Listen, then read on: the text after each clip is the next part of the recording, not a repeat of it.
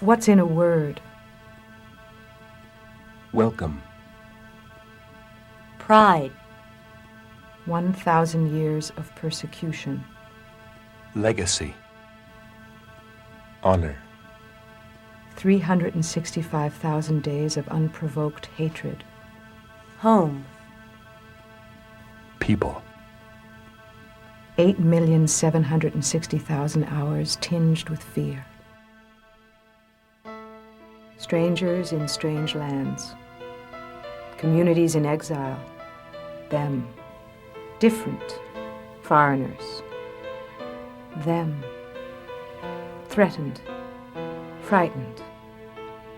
Outsiders looking away. Others looking in. Sometimes breaking in. Hebrews. Zionists. Conspirators. Devils. Them.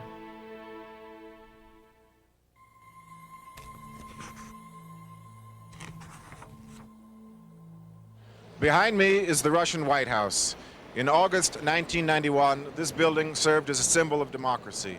Tens of thousands of Muscovites, among them thousands of Jews, gathered here to defend Boris Yeltsin against the hardline communist putsch.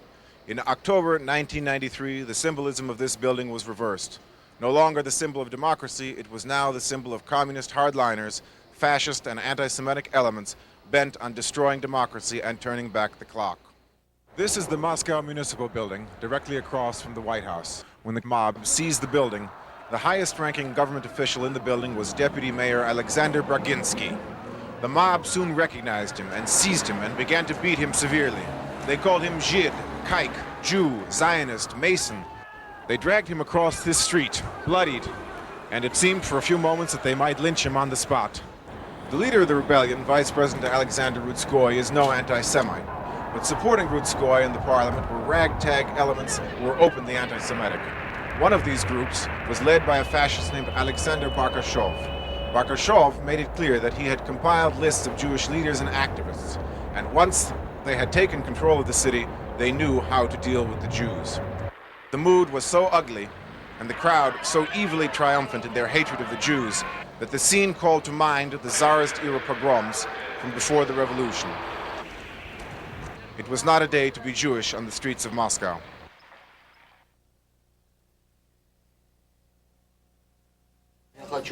I want to go to Israel to live like a human being. Life here is unbearable. It is impossible even to study here.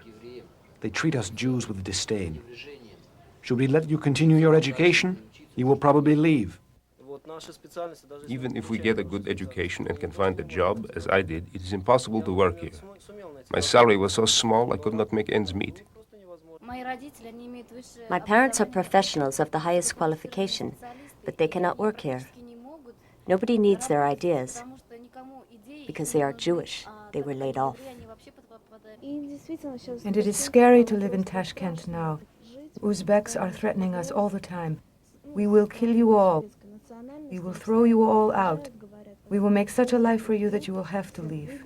In August of 1993, 2 families were murdered. I know why one of the families was murdered. They sold their apartment, but they got forged money. They did not go to the police because in these cases the police are usually of no help. This family tried to find those people who had given them forged money. As I understand it, they found them because they were murdered in their own apartment. There is no hope left. No hope for the future. We have decided that we should go to Israel while we are young. We are going there to build a new life. Because we have nothing to lose here. Our future is over there. We believe in that.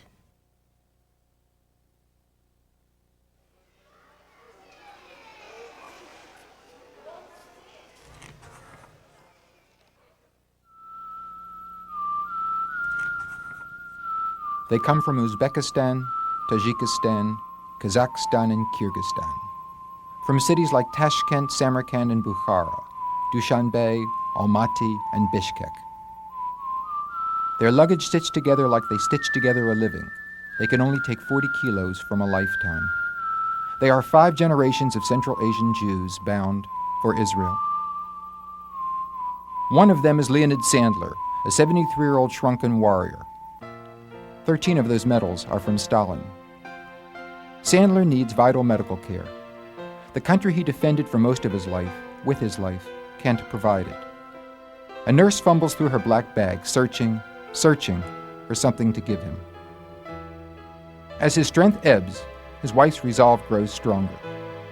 Uzbekistan airport authorities want to take him off the plane, but she will not hear of it. Departure is delayed for 2 hours. The old soldier's welfare is not the cause of concern. Responsibility for making a decision about him is, and no one will take it. He stirs uncomfortably through the 5.5-hour flight. Immediately on arrival in Israel, he is whisked into a waiting ambulance and off to a hospital. He will receive free health care for the rest of his life. Svetlana Moldovanova is as exceptional as she was unlikely. Self-assured and alone, she is the only émigré on the flight who speaks English.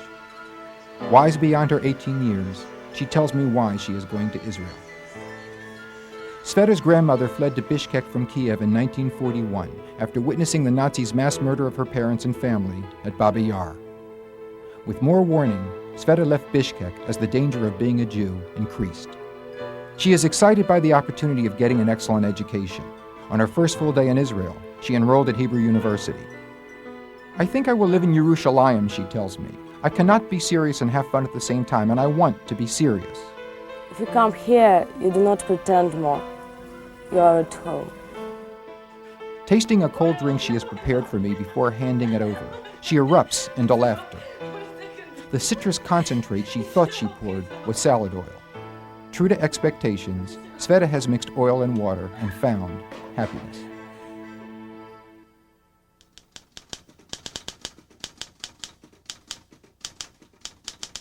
The need for Jews to come to Israel and the importance for them to make Aliyah from the former Soviet Union is as big as it was before. There's a lot of national humiliation among Russian people and a lot of poverty and, as they feel, social injustice.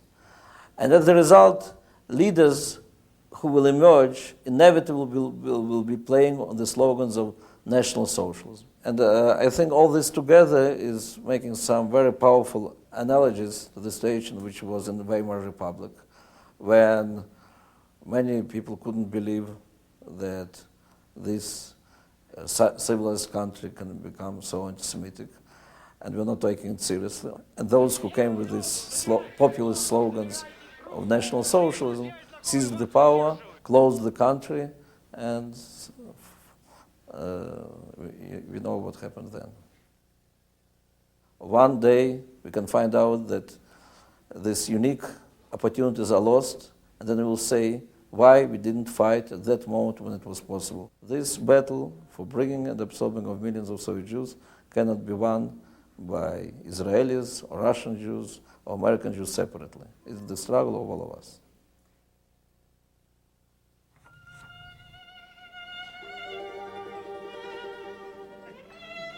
In Carmel, we sing our own praises. There is a secret for success. The secret is a lot of people and a lot of organizations, including volunteers in the city, do their best to help new immigrants with their absorption. That's why Carmel is considered to be one of the best cities in Israel. Among those coming here are those who heard that in Carmel they can get a state apartment and that they have a very strong Russian community here. We really do our best to find employment for new immigrants. Sometimes that means professionals sweeping streets, and so we are criticized for that. But what other wave of immigration in history can you name that succeeds like this one? Not only in its first generation, but so quickly. Leonid Fitz is a professional violinist. Tonight he will play with the Carmel Olim Orchestra. Yakov Ferdman graduated from the Kiev Academy of Music. He says, "We are proud that very soon we will make music only." Tutta vita mia